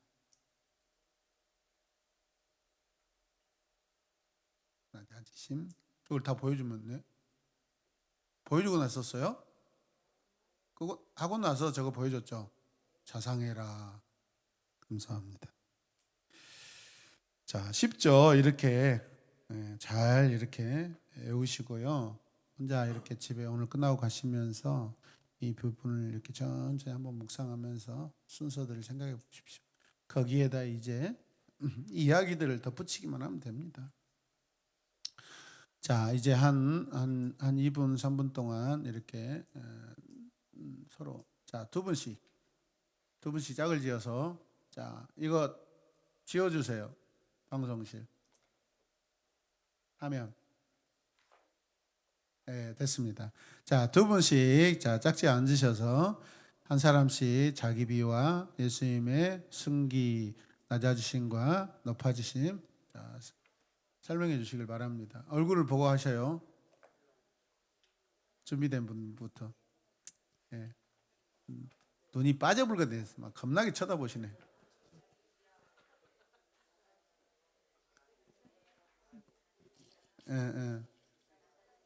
그렇지. 세 분이 하시니까 또 좋네요. 자, 한 분이 비하하시고 한 분이 승기하시고 또 반대로 하시고.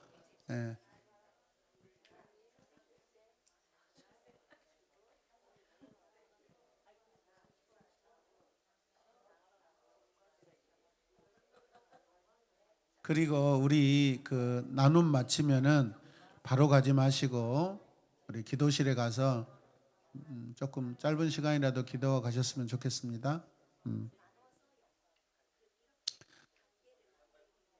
예. 그 다음에 자 아까 익투스가 뭐라 했죠? 물고기죠. 물고기를 자 한 잔씩 하면은 뭐죠?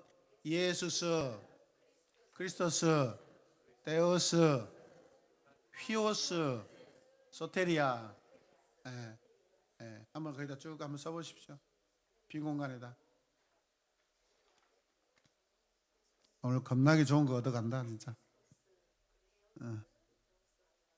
예수, 크리스토스, 데오스, 휘오스.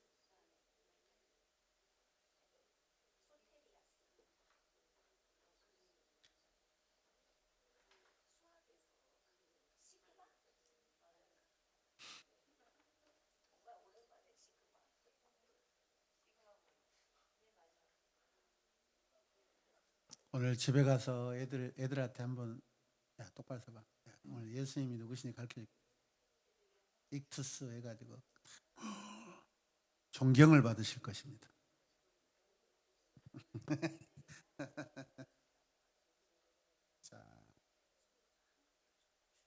한 1, 2분 드릴 테니까 오늘 개인 나눔 해주시길 바랍니다.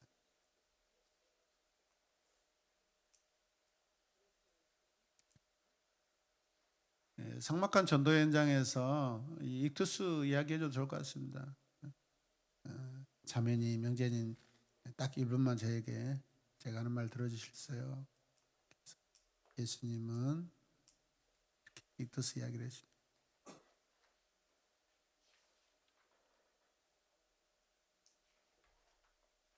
비화와 승기 과정을 쭉 이렇게 또 이야기해 주시고.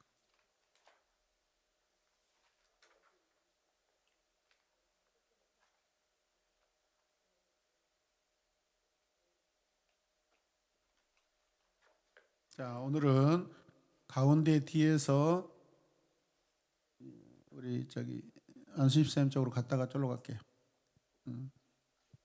우리 항상 이렇게 늘 사모함으로 늘 충만하신 우리 손희숙 권사님, 스타트를 해주시길 바랍니다. 준비된 대로 스타트 해주십시오.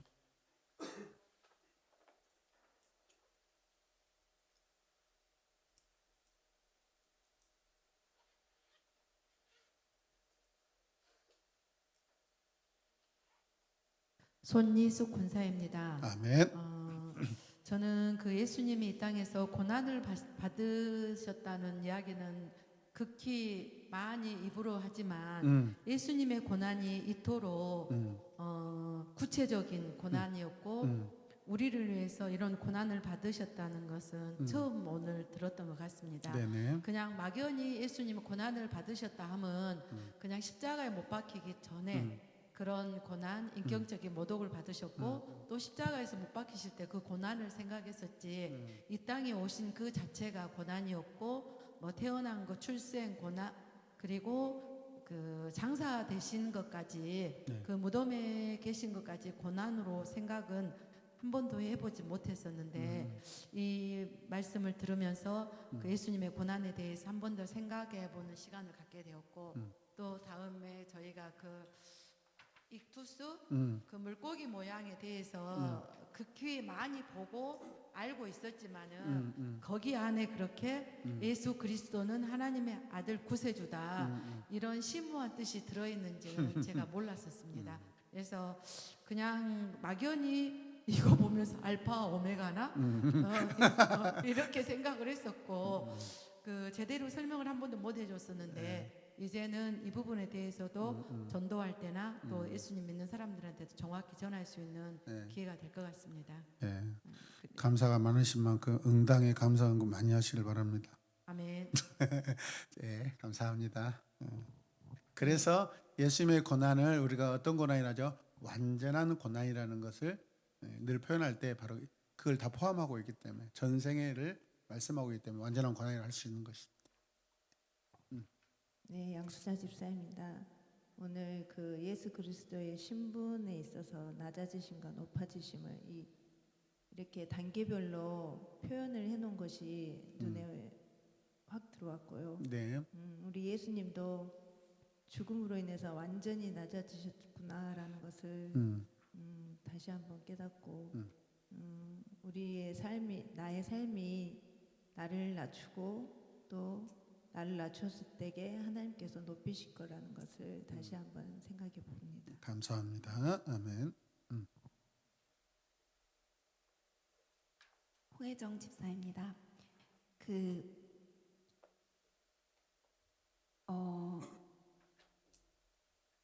아까 예수님의 출생에 대해서 말씀하실 때 목사님께서 그때 최 목사님이 했던 말씀, 저도 이제 그거를 들으면서 그래서 그 초기 기독교 사람들이 마리아에 대해서 그렇게 존중했었겠구나라고 생각을 했는데 신격화까지 했죠. 네, 그 부분이 사실 생각해 보면 이제 저희 엄마가 또 이렇게 말씀하셨던 것들 중에 정말 예수님을 사랑해서 내 안에 예수님을 품었을 때 그게 정말 자식을 내 안에 품고 있는 것처럼 그러니까 그런 정도의 느낌을 받는 분들도 있다고 하시더라고요. 정말 그 태동이 느껴지는 것처럼. 우리가 임신해서 어느 정도 아이가 자라면 뱃속에서 아이가 꿈틀꿈틀 움직이는 게 느껴지잖아요. 그런 것처럼 정말 예수님을 너무 사랑해서 예수님만 생각하면 내 안에서 예수님이 그렇게 꿈틀꿈틀 움직이는 것처럼 느껴지는 그런 분들도 있어서 아 정말 그런 경험도 해보면 정말 좋겠다. 그렇게 그러니까 부럽다기보다 그런 정도로 예수님을 사랑하고 싶다. 이렇게 말씀하신 적이 있었거든요. 근데 사실 성령께서 우리 안에 들어오신다면 예수님을 품었던 마리아가 지성소로 여겨졌던 것처럼 우리 역시 지성소와 같은 것이 아닌가 라는 생각을 잠깐 했습니다. 이상입니다. 네. 그래서 꿈틀꿈틀을 한 단계 더 나아가면 신비주의 이단이 되는 것이고요. 그래서 그분이 왜 여기서 꿈틀거리고 왜 이렇게 꿈틀거리고까지 오셨는가, 앞으로 하실 일, 이것은 이제 뭐죠? 우리가 건강한 교육주의 신학입니다. 그래서 어떤 현상적인 것에 우리가 집중하면은 그렇게 돼버립니다. 주로 이런 것들을 강조하는 데가 있습니다. 네, 감사합니다. 네, 전창선 집사입니다. 저는 148페이지에서 자신의 믿음 때문에 죽은 이들도 많았다. 최근에 들었던 것 중에 70명 정도가 그 예수님을 믿는다는 이유로 참수를 당했다는 그 얘기도 전해 들은 적이 있었거든요. 근데 이들이 정말 기도하고 예배드리기 위해서 비밀리에 만났다고 하는데 저는 기도와 예배드리기 위해서 어떻게 살아가고 있나를 좀 되돌아보는 시간이었습니다. 네, 이상입니다. 자극이 필요하죠. 네. 그러면 입구에서 우리 안수사님 다음 주부터 공동에 하나 들고 한 대씩 입장하는 사람마다 한 대씩 때리셔야 돼요.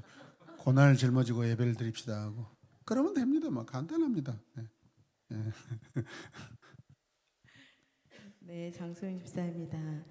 저도 그리스도의 신분, 예수 그리스도의 신분을 통해서 낮아지심과 높아지심 이것을 통해 올바른 신앙의 태도 또 성령의 열매를 맺기 위해서 저를 점검하는 시간이 됐었던 것 같습니다.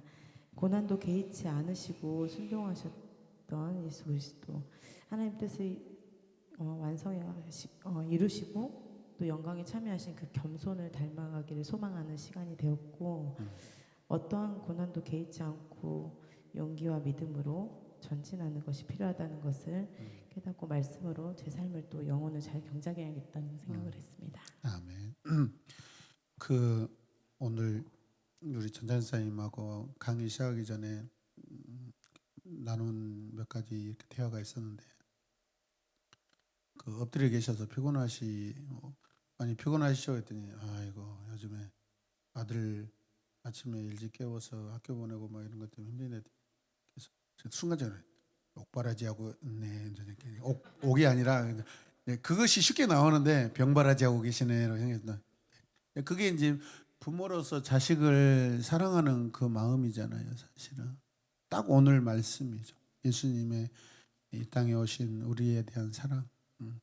아들 병실에서 또 그 아들에게 침대를 내어주고 아버지는 친히 낮아져서 그 밑에 그 방문자의 그 침대에 누워 있는 그죠. 잠뜻도 잘 못해. 조금 움직이다 뚝 떨어질 수 있으니까 자는 내내 절제하면서 막 깨어서 얼마나 사랑과 희생이 아니면 이게 불가능하죠, 여러분. 감사합니다. 네. 조광석 집사입니다. 저는 146페이지 그리스도의 높아지신 신분에서 그리스도의 부활 5번째 그리스도의 부활은 성도의 부활과 영생을 보장하는 근거가 되었다. 첫 번째 부활이 예수님을 우리가 영접하고 예수님을 믿은 게 첫 번째 부활이고 정말 우리가 사망 후에 두 번째 부활이라고 하시잖아요. 그거를 그렇게 생각을 깊게 해보지는 않았는데 이것을 내 마음에 정확하게 받아들이면 정말 이게 소망의 전도가 될 수 있겠다라는 생각을 했습니다. 이 땅에서 첫 번째 부활이 없이는 두 번째 부활은 있을 수 없다. 이 말이 제가 이제 뭐 이렇게 저희 어머니 돌아가셨을 때 그거를 강조를 했었거든요. 지금 믿지 않으면 어머니 지금 내가 가는 거 못 가요 하듯이 그 순간에 절박함으로 이제 했던 말인데 그 말이 다시 한번 생각이 왔고요. 그게 부활이 영생을 보장하는 근거가 되었다는 거. 우리의 예수님을 믿고 또 우리가 죽음 후에 영원히 예수님과 함께 사는 그런 부활의 증거 보장이 되었다는 것이 오늘 가장 와닿았습니다. 네, 좋은 고백이십니다. 자, 우리가 한번 생각해 보세요. 우리가 예수님 믿고 나서 나중에 이제 부활하고 이런 부활을 우리가 그 인식하지 않는다면은 우리 나중에 나이 먹어서 죽어서 그때 부활하겠지. 마치 가는 천국 나중에 부활. 지금 내가 살아있는 동안 아무리 부활과 어떤 관계가 없이 살아갈 수 있어요. 그런데 우리가 아까 첫째 부활, 영생, 구원에 대해서 우리가 그 부활의 영광, 이것도 큰 영광이잖아요, 사실은. 두 번째 부활도 큰 영광이고. 그래서 이런 성도로서 우리가 이런 그 감격과 감동, 부활의 몸으로 살고 있잖아요, 사실은. 근데 앞으로 또 영원한 부활을 위해서 달려가고 있는 이런 부분들을 우리가 더 구체적으로 늘 이렇게 적용하며 살아갔으면 좋겠습니다. 감사합니다. 네. 네, 민계화 집사입니다. 저도 오늘 예수 그리스도의 신분이라는 이 말씀을 보면서 예수님은 죄 없는 인간의 몸으로 오신 하나님이다라고만 알고 있었지 하나님이신 예수님이 인간의 몸으로 온 것 자체가 고난의 시작이다라는 이 말을 이렇게 오늘 들으면서 죄는 없으신 하나님으로 오셨지만 인간으로 오신 그 자체부터가 고난이셨구나라는 것들을 깨닫게 되었습니다. 그러면서 모든 예수님의 출생과 재림까지의 쭉 이어지는 그 모든 그것이 또 성경과 예수님 자신의 예언대로 그렇게 되어지셨다는 것에 감사하고 또 내가 예수 그리스도를 나의 구주로 믿을 수밖에 없는 이유이다라는 것을 다시 한번 깨닫게 되었고 또 그리스도의 승천 146페이지 이제 거기를 보면서 그리스도의 승천은 가시적인 승천이다라고 이제 했을 때 그냥 예수님의 하늘로 승천하심이 사람들에게 보이기 위함의 승천이었나라고 생각을 했는데 고린도전서 15장 16절을 보면서 너희도 그들 중에서 예수 그리스도의 것으로 부르심을 받은 자니라라는 것 이 말씀이 보면서 그 가시적인 것이 우리가 예수 그리스도의 것으로 부르심을 받은 자라고 하는 그 가시적인 것이구나라는 것들을 깨닫고 은혜이고 감사의 시간이었습니다. 네, 그래서 우리가 지난주 주일날 예배 때 예수님 말씀하신 거 밭에서 어떤 자는 들림을 받고 데려가지 못하고 데려감을 받고 그 말씀이잖아요, 사실은. 네, 감사합니다. 자, 그다음에 양정무 집사입니다. 저는 예수 그리스도의 신분의 비하와 승기 과정을 나타내는 V자 도형이 상당히 인상적이었는데요. 저는 이거를 피조물로서 제가 주님을 닮아갈 수 있는 것이라면 저는 회개라고 하는 생각이 들었습니다. 왜냐하면 내가 가고 있는 방향이 잘못됐다는 것을 인식하고 그것을 유턴을 하는 그런 것이라고 생각이 들었거든요. 지금 주일학교에서 김지울 학생을 이제 맡아서 이제 같이 성장하고 있는데 힘드시죠? 아니요. 행복합니까? 예. 옆에 어머니가 계셔서 그런 건 아니고요? 아닙니다. 네. 그때 이제 공과 공부 전에 서로 회개를 하기로 얘기를 했었고 네. 지율이에게 이제 회개 기도를 시켜봤는데 회개의 내용이 패턴이 뻔한 거예요. 엄마 말씀 잘 안 들어서 네, 회개합니다. 그리고 유라랑 싸운 거 회개합니다. 지성이 괴롭힌 거 회개합니다. 둘이 결혼시키면 안 싸울까요? 네. 계속 이런 패턴인데 회개는 돌이켜서 새롭게 되는 게 회개인데 너는 반성이나 사과 정도로 반복하는 거 아니냐 이 말을 제가 뱉어버렸습니다. 근데 이제 거꾸로 이제 제가 봤을 때 나는 그렇게 하고 있는가라는 것에 이제 등골이 오싹해지면서 네. 지율이가 자기가 하고 있는 것들이 회개가 맞다고 우기기 시작한 겁니다. 구체적으로 예, 왜냐하면은 자기가 여기에서 이걸 놓쳐버리면은 진짜 걔는 매장 당한 거죠. 성도가 아닌 거죠. 회개라는 것을 진정해야 되잖아요. 진정으로 유턴을 해야 되고 네.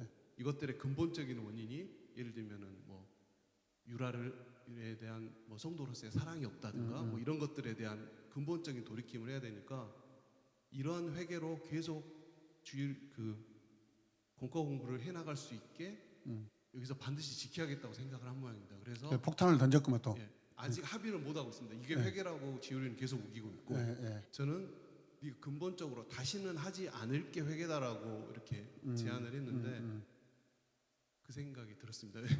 그 V자 곡선을 피조물로서 내가 따라갈 수 있는 거는 회개로서 달라지는 것이고 주님 오실 때까지 둘이 우겨 보십시오. 하여튼. 예, 아마 곧 합의를 이루고 한번 진짜 회개를 대해서 더 알아보도록 하겠습니다. 성경으로 합의 보십시오. 네, 문선미 집사입니다. 저도 오늘 예수 그리스도의 신분에 대해서 이 V자 패턴을 보고 낮아지심과 높아지심에 대해서 보면서 정말 예수님의 이 고난이 전 생애 동안 고난을 받으셨다는 게 정말 마음에 와 닿았고 145페이지 두 번째 그리스도의 영혼과 육체가 전인적으로 고난 받으셨다라는 부분에서 정말 예수님의 영혼까지 이렇게 고난을 받으셨나라는 잠깐의 물음이 좀 있었는데 마태복음 26장 38절 말씀 보시면 이에 말씀하시되 내 마음이 매우 고민하여 죽게 되었으니라는 말씀과 매칭이 되면서 우리의 죄 때문에 예수님께서 이렇게 아파하신 거 영혼까지 정말 많이 아파하시고 완벽하게 아파하시고 그 고난은 받으셨구나라는 생각이 들면서 여기 또 로마서 5장 8절 말씀 우리가 아직 죄인 되었을 때 그리스도께서 우리를 위하여 죽으심으로 하나님께서 우리에 대한 자기의 사랑을 확정하셨느니라 라는 말씀 가운데 정말 우리 예수님의 사랑은 완벽한 사랑이구나 임을 정말 깨달았고 그 익투스에서 그 물고기 모양이 항상 궁금했었는데 오늘 이것에 대해서 알게 돼서 너무나 좋았고 요걸 이제 같이 비밀리에 예배드리기 위해서 한쪽 한 사람이 윗 모양을 그리면 다른 사람이 나머지 아래 부분을 그려서 하나님의 예배드리는 그 예배하는 이 비밀의 수칙 같은 걸 보면 약속을 보면서 정말 이게 또 하나됨이구나라는 생각을 하면서 정말 예수님은 그리스도시고 하나님의 아들이시고 구주이심을 매일 묵상하는 하나님의 자녀가 되도록 하겠습니다. 네. 그래서 한간에 어떤 분들은 예수님께서 가늠하다 잡혀온 여인을 이렇게 그 고발 현장에서 길에다 뭘 쓰시잖아요. 뭐 하셨을까? 혹시 물고기 그림 그리지 않으셨을까? 그렇게 이야기하신 분들도 있습니다. 네. 내가 누군지 알아? 나는 하나님의 아들이고 나 구원자요. 네. 그래서 우리가 V잖아요. V가 뭐죠? 빅토리, 승리. 그렇게 또 이렇게 또 전체적으로 또 이렇게 생각하셔도 좋을 것 같습니다. 김미선 집사입니다. 네, 아멘. 네, 저는 오늘 새로운 것을 배운 거로는 146쪽의 맨 위에 줄을 보면 인간이 흙으로 돌아가는 것은 죄로 인한 형벌이기 때문이다. 이거를 연결짓지 못했었는데 예수님이 인간의 몸을 입으시고 결국 장사 지내는 그것이 장사 지낸 바 된 것이 인간의 모든 죄로 인한 형벌을 이렇게 대표하고 그렇죠. 그렇죠. 가장 이렇게 온전히 다 받으시는 것이라는 그렇죠. 그것이 좀 오늘 새로웠고요. 네. 그다음에 저는 승기라는 단어를 국학교 살아서 그런지 처음 들어봤어요. 이 희한한 단어가 무슨 단어냐 하고 보니까 그 승천하여서 종기 되셨다 이 있더라고요. 그래서 이게 좀 새로웠고 그다음에 이제 원래 신학적인 용어가 어려워요. 그다음에 이제 제게 조금 눈에 좀 띄었던 것은 147쪽의 4번 하나님 우편에 앉으신 예수는 성령을 파송하여 교회를 통해 하나님의 백성을 부르신다 했는데 사도행전 2장 1절부터 4절 그 장면이 떠오르면서 예수님께서 그 성령을 기다리라 하셨을 때 제자들에게만 말하는 게 아니라 그 모든 성도들에게 한마디로 집단으로 기다리도록 이렇게 하셨잖아요. 그래서 그때부터 바로 교회가 시작됐기 때문에 성령님의 오심은 한두 사람에게가 아니라 교회를 통해서 오신다. 그래서 공동체 교회를 통해서 성령께서 역사하시는구나. 그걸 다시 한번 좀 확인할 수가 있었어요. 그래서 앞으로 그런 내가 교회가 될 뿐 아니라 그 교회를 통한 성령의 역사를 함께 이뤄가는 사람이 돼야겠구나 이런 생각이 들었습니다. 맞습니다. 그래서 하나님께서 공동체를 통해서 성령의 역사를 많이 일으키신 이유가 그런 것도 있죠. 감사합니다. 양명희 집사입니다. 네. 성육신은 자기 비하의 극치였다라는 말이 되게 새롭게 와 닿았고요. 그리고 익투스에 대해서 의미를 잘 몰랐었는데 오늘 아는 시간이었고 그 익투스 내용 중에 예배드리기 위해서 이렇게 비밀리에 섰다는 내용이 되게 그 당시의 상황이 뭐 자세히는 아니겠지만 되게 예배에 대한 간절한 마음들이 느껴지는 그런 시간이었습니다. 그래서 그 예배 장소가 비밀스러운데 비밀의 장소인데 오픈이 되었을 때는 몰살당하는 것입니다. 그 당시에 사회적인 상황이 그렇게 돼 있습니다. 그래서 정말 철저하게 신앙 고백을 확인하고 신앙을 확인하고 굴 속에 들어옵니다. 그래서 우리 같이 이 시대처럼 아무나 예배 들어오지 않습니다. 왜냐하면 공동체에 죽고 살고가 몰살과 사는 것이 결정되기 때문에 그렇습니다. 그래서 제가 어젠가 그제 이틀 전에 독립군 군자금 이렇게 이송하는 그 조직체이 있었는데 그 일본의 돈을 빼앗아 가지고 독립군 자금으로 이렇게 쓰려고 하다가 중간에 다시 이게 빼앗기는 사건이 나타났는데 거의 독립군의 제2사령관이라고 할 수 있는 사람이 나중에 밀정이었다고 하더라고요.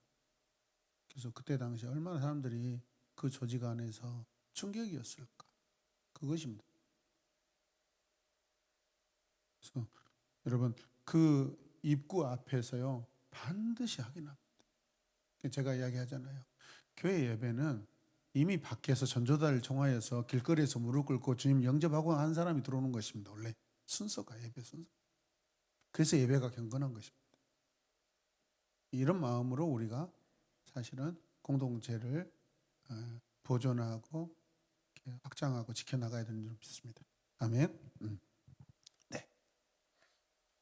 최빈나 집사입니다. 네. 저는 그 예수 그리스도의 신분 이 표를 보면서 전 사도신경이 떠올랐습니다. 네.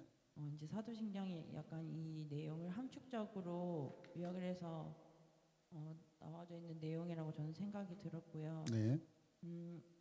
사도신경은 저희 이제 신앙을 고백하는 건데 예배 때마다 늘 이제 신앙 고백을 하고 있지만 이게 이 내용을 사실 잘 생각을 안 하고 그냥 좀 약간 형식적으로 하는 부분도 없지 않아 있는 것 같다는 좀 생각이 들어서 이제 나의 신앙 고백을 할 때 오늘 배운 이 내용들을 기억을 하고 고백을 해야 되겠다고 생각이 들었고요. 사실 이제 신랑한테 예배 때마다 사도신경을 잘 하지 않아요. 할 수 있음에도 불구하고 천천히 따라할 수 있음에도 불구하고 잘 하지 않아서 제가 옆에 앉았을 때는 이 사도신경 고백을 해야 된다. 이게 너의 신앙의 고백이 되어야 된다라고 얘기를 하지만 하지 않아서 이제 화도 내고 혼내기도 하고 이제 차근차근 얘기를 해주기도 하는데 사실 이 내용을 모르기 때문에 약간 이제 손상이 있는 사람으로서 이런 걸 차근차근 제가 알려주면서 이 내용들을 제가 좀 이제 간단하게 설명을 해주면서 이러이러하기 때문에 예수님이 낮아지시고 높아지심으로써 우리가 죄 사함을 받고 우리가 죄에서 구원을 받았다. 이제 이런 거를 좀 알려주면서 이거를 생각을 해보고 이제 좀 따라하게끔 가르쳐 줘야 되겠다는 생각이 들었습니다. 네, 감사합니다.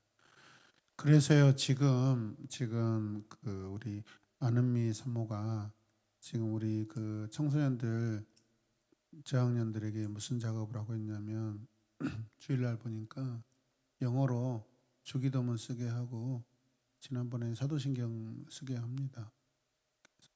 어려워하지 말고 한 문장씩 쓰면서 이해하고 반복하다 보면 그냥 사도신경이 아니라 영어로도 사도신경을 할 수 있고 아마 여러분들 그 예전에 NIV 영어 성경 한두 권은 아마 사보셨을 거예요. 어떤 부분들은 영어 표현이 훨씬 더 좋습니다. 사실 그걸 한번 성경 읽어보셔요. NIV로 읽어보면 훨씬 더 좋습니다. 그래서 기왕이면 지금 요즘에 보니까 그 우리 중등부는 그 매일마다 사실 아이들 매일마다 잠언 읽는 거 그 지향해 주시고요. 우리 김희든 친구가 지금 매일마다 지금 뭐 그 한 장 읽고 이렇게 영상 찍어서 올리는데 너무 좋더라고요. 그래서 다른 이렇게 학생들도 이렇게 할 수 있도록 선생님들 좀 한번 붐을 좀 일으켜 줬으면 좋겠습니다. 하루에 성경 많이 읽자는 것도 아니고 잠언 그 날에 맞춰 날짜에 맞춰서 계속 주일도 마찬가지잖아요. 그런 식으로 매일마다 적어도 긴 성경은 집에 학교 끝나고 와서 나중에 읽더라도 적어도 큐티 끝나고 잠언 그날 맞춰서 한 장 읽고 또 올리고 하면은 내 삶을 보호받는 그런 중요한 일이라고 생각합니다. 아멘. 네, 감사합니다. 최종원 집사입니다. 네. 참 오늘 교리대학 하면서 좀 많은 것을 좀 배웠는데 예수 그리스도의 신분에서 아까 전에 손익숙 간사님이 이야기하셨던 것처럼 고난에 이런 깊이가 있었구나라는 것을 더 깊이 있게 좀 묵상을 했고요. 그 말씀 가운데 그 어떻게 보면은 거룩하신 분이 제 가운데 오셔서 죄인의 죄인들의 것을 다 공감하는 그것 자체도 고난이었다라는 말. 그리고 자유하신 분이 자유 없는 죄악으로 가득 찬 세상에 오셔가지고 구원하시기에 오셨다라는 이 고난의 의미를 진짜 막연히 맞습니다. 한 단어로만 생각하고 있었지. 예수님에 대해서 예수님께서 받으신 이 고난에 대한 깊이를 묵상하지 못했구나라는 걸 좀 느꼈습니다. 그리고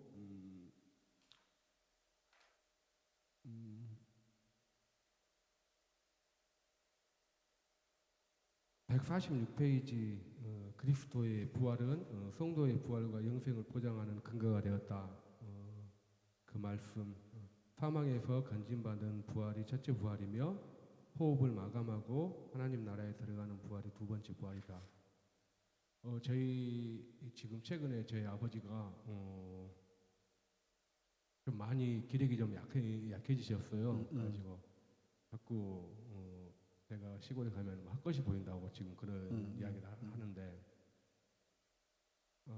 그거 보이면서 제가 아버지 지갑 한 번만 줘보세요. 지갑 한 번 해가지고 지갑을 한 번 다 봤는데 부적이 한 흑장이가 나오더라고요. 아버지 내가 이거 어떻게 알았어요, 근데? 그 느낌이 그렇게 들더라고요. 가지고 아버지 내가 이거 부적 태울게요. 나가니까 예전 같았으면 정말 뭐막 쓰잘데없는 소리 하고 있다고 막 그럴 것인데 아무 말 하지도 않고 그냥 바로 하시고 아무 말 안 하시더라고요. 그리고 혹시 또 헛것이 보면 아주 귀가 안 들리시기 때문에 내가 적어드렸거든요. 예수 그리스도의 이름으로 명하노니 대문 앞에 보이는 악한 영은 물러가라 라는 거를 적어놨어요. 근데 그거를 다음에 가니까 아버지가 하셨다고 하더라고요. 하나 더 써주고 오세요. 예수님 사랑합니다 하고 밑에다 한 줄 더 써주시고 오세요. 이제. 네네. 예, 그것까지 추가해 주세요. 네. 이 부활, 첫째 부활과 두 번째 이 부활이라는 이 단어에서 아버지가 생각나는 이유가 아마 아직도 영접받지 못하신 우리 아버지의 그 신분을 한번 좀 깊이 있게 묵상해 보니까 갑자기 이런 생각이 들더라고요. 복된 가정이네요. 어머니도 참 평상에서 예수님 영접하시더니 아버지도 예수님 영접하시게 됐네요. 보니까. 너무 감사했습니다. 참 이제 하여튼 위에 형, 내 동갑 예, 그 인간만 이제 하여튼 저기 꺾어지면 되겠네요. 예, 하여튼 싸우지 말고 순종하십시오. 예, 주님이 이렇게 내려가신 것처럼 내려가십시오. 이상입니다. 감사합니다. 예. 장재문 이사부터 할게요. 예. 아니 반대지. 예. 이주연 집사에게 마지막 영광을 주고 싶진 않은데. 그냥 하는 소리야.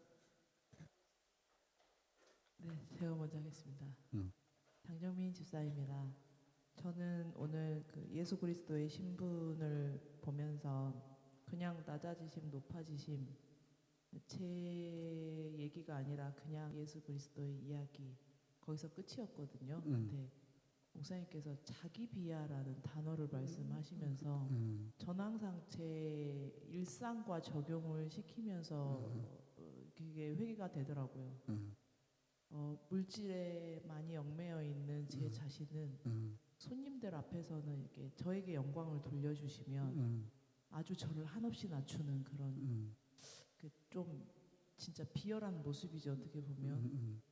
근데 교회 안에서 올해 또 뭐 다짐을 하나 한 게 있었거든요.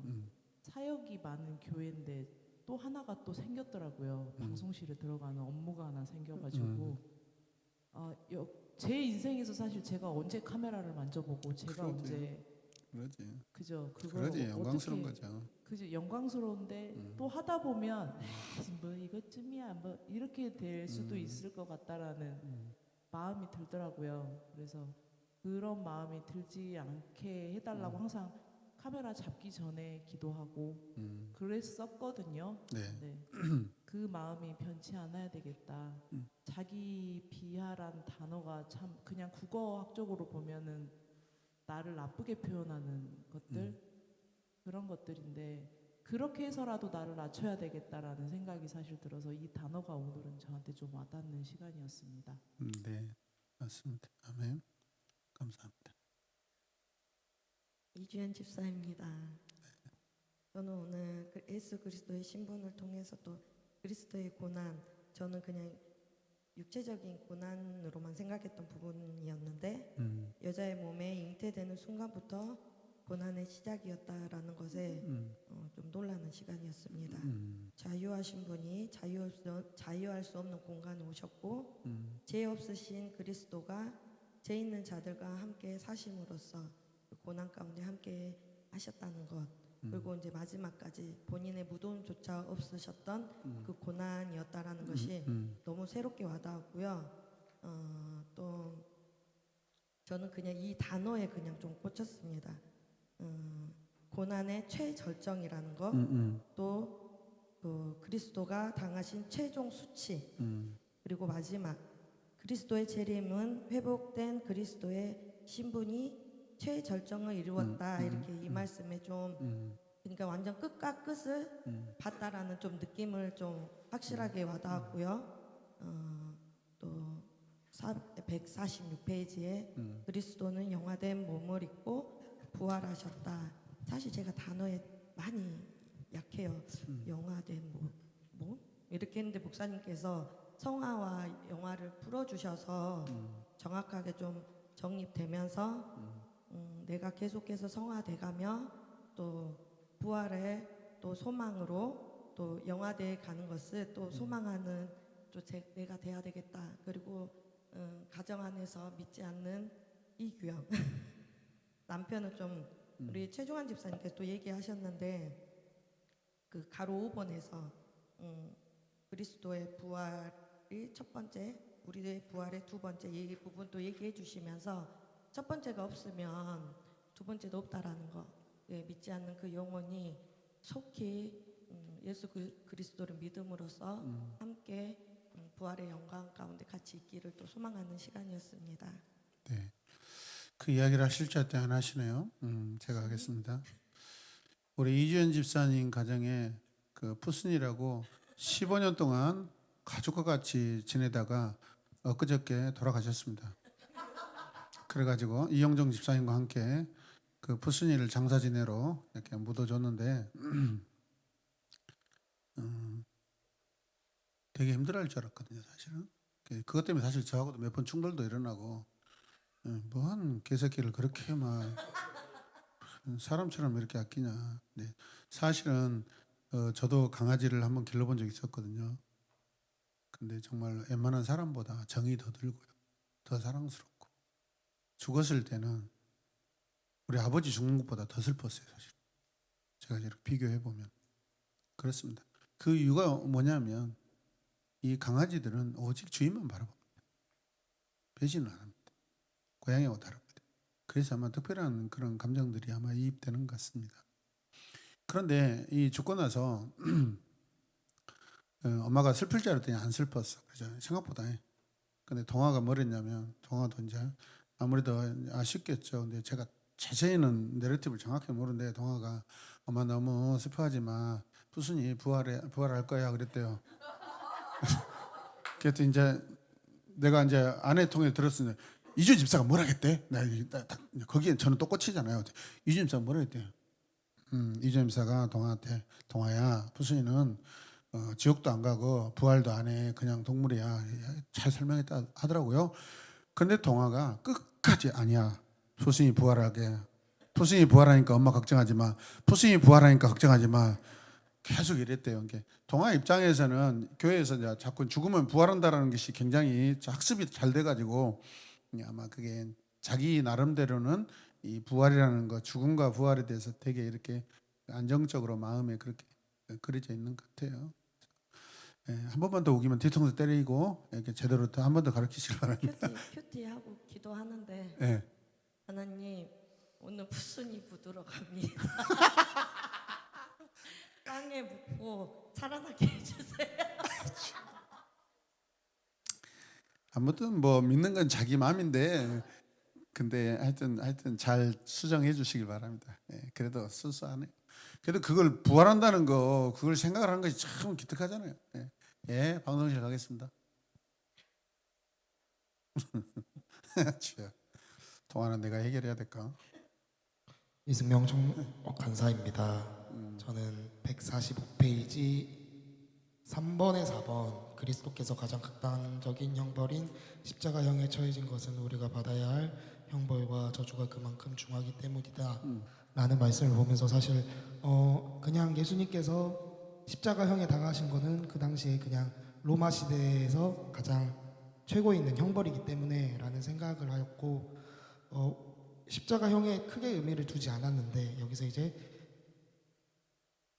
내가 받아야 할 형벌과 저주가 그만큼 중하기 때문이다 라는 말씀을 보면서 나의 죄를 다시 한번 좀 가볍게 생각하지 않았나, 그냥 나의 죄를 그냥저냥 넘기지 않았나 라는 생각을 하고 나의 죄를 다시 한번 생각해보고 하나님께 다시 한번 회개하는 시간을 가지도록 결단합니다. 아멘. 감사합니다. 김지훈 간사입니다. 네. 오늘 예수 그리스도의 신분을 보면서 잘 알고 있는 내용이었지만 세부적인 내용과 말씀을 가지고 보니까 더 깊은 묵상이 되었습니다. 그래서 삶 가운데 예수님의 고난부터 재림까지 잘 묵상하여 주님을 증거하는 삶을 살아낼 수 있도록 결단하겠습니다. 아멘. 감사합니다. 마무리하면 올라가셔서 한 5분만 기도하고 이렇게 하셨으면 좋겠습니다. 그래서 기도하실 때 다른 기도 하지 마시고 우리 다음 세대 위해서 5분만 기도하시다 가시면 감사하겠습니다. 하나님 감사합니다. 무슨 말로 또 무엇으로도 우리가 어떻게 하나님께서 우리에게 베푸신 예수 그리스도를 통한 그 사랑 다 또 우리가 알 수 있고 또 깨달을 수 있겠습니까? 그러나 성령을 통하여 우리가 깨달을 수 있는 줄로 믿습니다. 보내주신 하나님의 아들 예수 그리스도, 이 땅에 오신 나의 구주 예수 그리스도 더 사랑하고 더 사랑하게 하여 주시옵소서. 예수님의 이름으로 기도드립니다. 아멘. 감사합니다. 수고하셨습니다.